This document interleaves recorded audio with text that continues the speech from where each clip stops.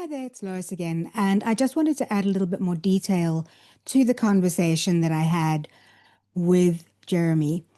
And that is to explain how the medical team determine how much fluid needs to be removed during a dialysis session. It all revolves around the concept of the dry weight. Now, your dry weight is something that is set by your doctor and it can be changed every now and then because, as human beings, we sometimes lose weight, we sometimes pick up weight. That is normal. But the dry weight is what your body would weigh if you had no fluid retention. And it forms the basis for the decision of how much fluid to remove at each dialysis session. So what happens is this. Okay, you are weighed or you step on a scale every time before you have a dialysis session. Let's say your dry weight was 60 kilograms.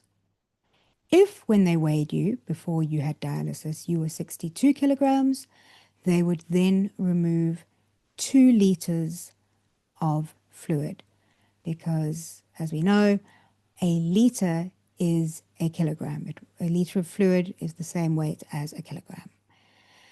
And so if you went in at 62 and your dry weight was 60, they would remove 2 liters.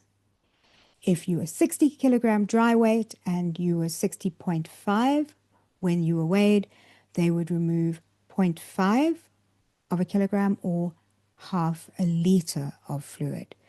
So in my case, when I say that they are removing between zero point 0.4 and zero point 0.6 of a liter, they are removing between 400 milliliters and 600 milliliters.